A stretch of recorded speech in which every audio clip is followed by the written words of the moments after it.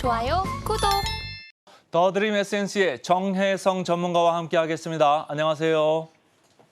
네, 안녕하세요. 정혜성 전문가입니다. 미국 시장이 연이틀 밀렸네요. 네, 어제에 이어서 좀 오늘도 이 무지수의 신용등급 강등 때문에 3대 지수 모두 하락 마감했습니다. 무지수 같은 경우는 이제 보고서에다가 뭐 높은 자금 조달 비용이라든가 규제 자본 약화 가능성, 그리고 상업용 부동산 이제 대출 위험 상승 등을 좀 이유로 미국 10개 지방 은행들의 좀 등급을 강등을 했었는데 지난주에 피치뿐만 아니라 무디스마저도 이런 움직임을 보여주니까 투심이 더 악화된 것으로 보여집니다. 그리고 또 올해 봄쯤에 이제 실리콘밸리 은행 파산으로 좀 시작했던 이런 금융 위기를 다시 한번 상기시키는 게 아닌가 싶기도 하고요. 뭐 이런 이유 때문에 지금 오늘 기술주들이 전반적으로 크게 좀 약세를 보였습니다. 뭐 마이크로소프트, 엔비디아, 구글, 메타, 테슬라까지 좀 크게 빠지는 모습들을 확인할 수 있었고요. 그리고 오늘 좀 국제 유가가 급등을 하다 보니까 엑슨모빌 같은 이런 에너지 관련주들이 상승을 했었습니다. 자, 그리고 한국 시간으로 오늘 밤 9시 30분에 이제 미국 7월 CPI가 좀 발표가 될 예정입니다. 시장에서는 지금 뭐 국제 유가가 오르고 있는 점, 그리고 주요 곡물들의 가격이 좀 심상치 않은 흐름을 보이고 있다는 점을 생각을 하면서 이번 CPI 같은 경우에는 이제 전년 동월 대비 3.3%, 그리고 이렇게 상승할 것을 전망을 하고 있고요.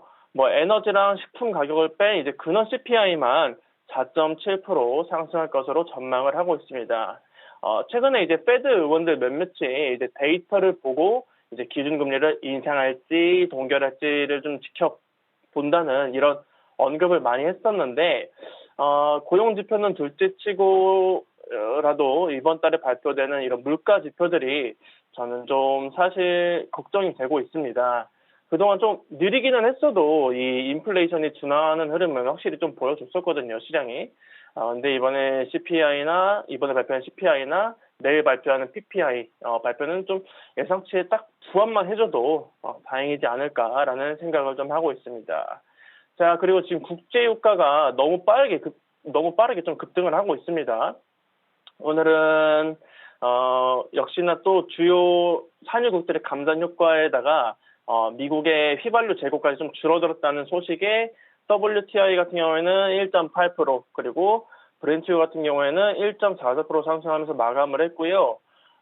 지금 중국 경기가 좋지 않음에도 불구하고 국제 유가가 올라오고 있다는 점은 추후에 중국이 경기 부양에 대한 이런 정책들을 추가적으로 내놓을 때 다시 한번 배럴당 $100를 넘기는 이런 상황이 찾아오지 않을까, 이렇게 우려를 하고 있습니다.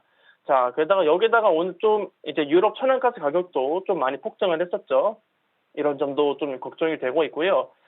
그리고 오늘 이제 바이든 정부에서 이제 인공지능, 양자 컴퓨터, 반도체 이런 세 개 분야에서 중국 기업에 미국이 투자하는 것을 제한하는 이런 행정명령을 발표를 했습니다. 이번 행정명령 같은 경우에는 이제 첨단 기술이나 제품을 개발해서 악용하려는 이런 우려 국가들에게 미리 선제적으로 미국의 국가 안보를 지키기 위한 것이었다라고 밝혔는데요. 이번 행정명령으로 인해서 중국은 미국의 우려 국가가 됐습니다. 홍콩이나 마카오도 좀 포함을 해가지고요. 따라서 앞으로는 AI나 양자기술, 반도체 관련된 중국 기업에 투자를 진행하려는 이런 미국 기업들은 사전에 투자 계획 등을 이제 좀 신고를 해야 되고, 미국 재무장관이 직접 이제 투자를 금지할지 말지를 결정을 하게 됐습니다.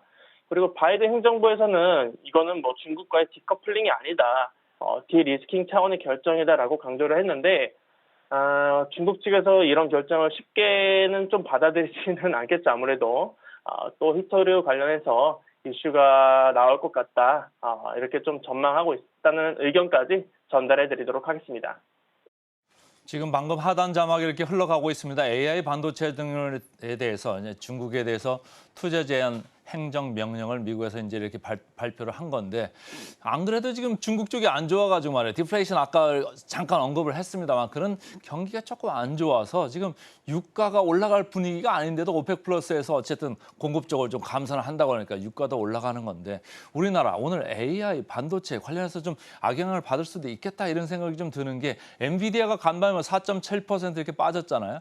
또 이런 안 좋은 뉴스 때문에 필라델피아 반도체 지수 1.9%나 빠졌고 마이크론도 1% 넘게 빠져가지고 우리나라 시장 어제는 뭐 좀 올랐습니다만 오늘 조금 악영향을 장초반에 좀 받을 수 있겠다 이런 생각을 하면서 좀 들어가 보겠습니다.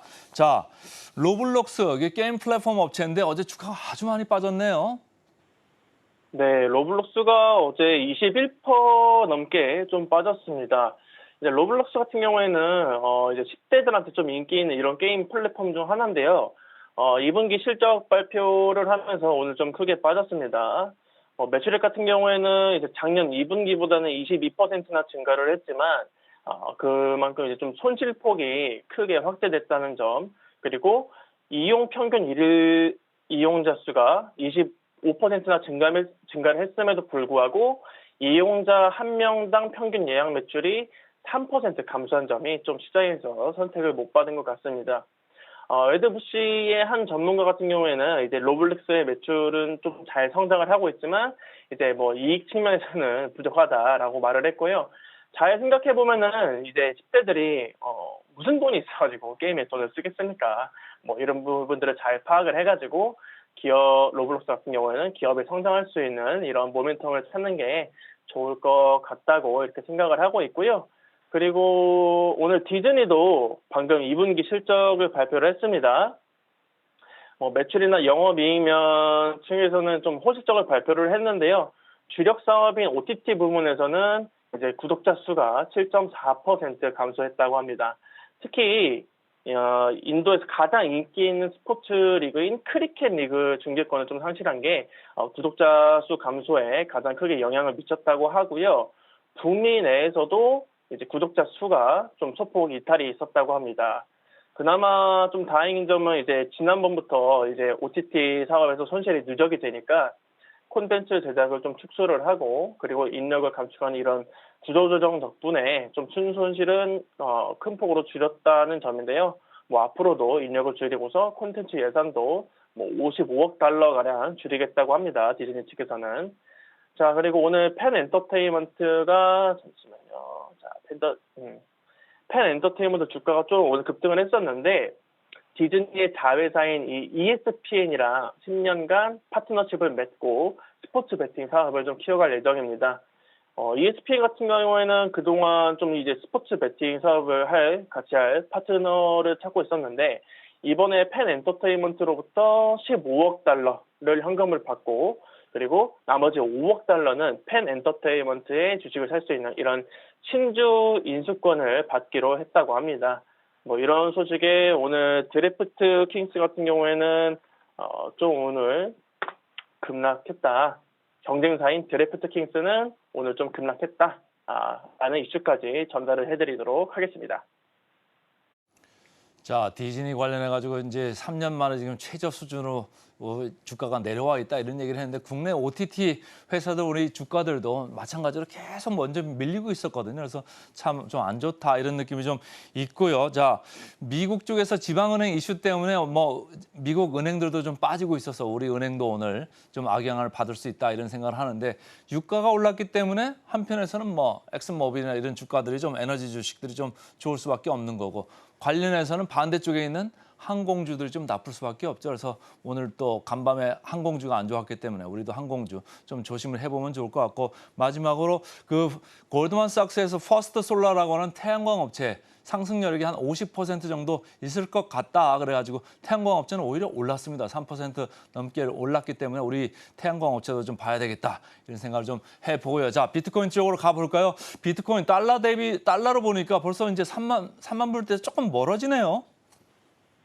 네, 이제 3만 달러 근처까지 좀 왔었다가 지금은 2만 9천 달러에서 좀 움직임이 있는데, 아무래도 무디스가 이제 미국 중소은행들의 신용 등급을 좀 하향함에 따라서 대체 자산으로 좀 부각받으면서 어제 이제 3만 달러를 돌파하기도 했었다라는 이유였었고, 자, 지난 방송에서 제가 좀 말씀을 드렸다시피 이제 오늘 발표되는 지금 구간에서 좀 추세를 돌려줄지 이런 변곡점이 확인이 될지 좀 확인해보고 이렇게 말씀을 드렸었는데, 오늘 발표되는 이 7월 CPI에 따라서 방향성을 좀 확인할 수 있을 것으로 전망을 하고 있습니다. 문제는 이제 지난달처럼 별다른 움직임이 좀 보여주지 않는다면은 박스권을 만들어가면서 이제 더 크게 횡보할 가능성이 높다고 생각을 하고 있고요. 우선은 비트코인이 전고점을 돌파하는지가 제일 큰 관건이라고 저는 생각을 하고 있습니다. 그리고 알트코인들도 지금 흐름이 좀 전반적으로 약반등 나와주면서 지금 비트코인을 따라가고 있는데, 최근에 이제 급등을 했다가 금방 윗골이 달고 이제 음봉 만들어주는 이런 흐름들을 많이 보여줬잖아요. 따라서 아직까지는 한 번에 큰 금액을 투자할 시점은 아니고 좀 전략적으로 접근을 해야 된다라고 생각을 하고 있습니다. 따라서 분할 매수, 분할 매도 해 나가면서 본인이 생각한 목표가, 순저가 터치하면은 꼭 매도를 하시고, 뭐 욕심은 금물이다라는 말씀까지 전달해 드리도록 하겠습니다. 자, 비트코인 얘기 계속적으로 이어가고 싶은데 말이죠. 최근에 보면 감독 체계도 조금 세우려고 하는 것 같고 관련해서 ETF 상품도 좀 만들어지는 것 같고 그렇죠? 네, 맞습니다. 뭐 페이팔에서 지금 스테이블 코인을 좀 출시하겠다고 발표한 지 하루 만에 페드 측에서는 이제 암호화폐를 규제하기 위한 이런 은행권을 상대로 새로운 감독 체계를 좀 마련을 했습니다. 특히 스테이블 코인에 대한 이런 운영 위험, 그리고 사이버 보안 위험, 유동성 위험, 불법 금융 위험, 뭐 소비자 보호 위험 등 이제 각종 위험 요인들을 확실하게 통제하려는 움직임이라고 좀 보고 있고요. 페드에서도 이번 감독 프로그램 같은 경우에는 금융 혁신을 좀 빠르게 가져오면서 은행 시스템의 안정성과 건전성 보장을 위해 이런 위험 요인을 인지하고 적절히 대처하는 거라고 설명을 했습니다. 뭐 이전에 테라나 루나 같은 사례를 보고 발빠르게 좀 대응한 게 아닌가 이렇게 생각을 하고 있고요. 그리고 지난달부터 계속 이슈가 됐던 이런 비트코인 현물 ETF가 빠르면은 올해 승인될 가능성이 높아지고 있습니다. 최근 블랙록뿐만 아니라 피델리티, 뭐 바네크 같은 이런 글로벌 자산 운용사들이 뭐 7월에만 8개의 신청서를 좀 제출했기 때문에 글로벌 ETF 전문 애널리스트 같은 경우에는 SEC가 이 평가에 필요한 시간을 고려한다면은 이번 가을까지 9건의 신청을 한꺼번에 승인할 가능성이 높다고 그렇게 얘기를 했습니다.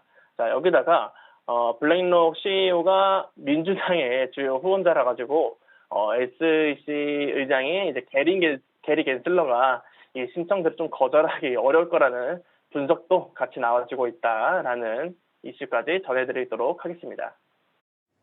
자, 오늘도 정혜성 전문가 잘 들었습니다. 고맙습니다. 네, 감사합니다.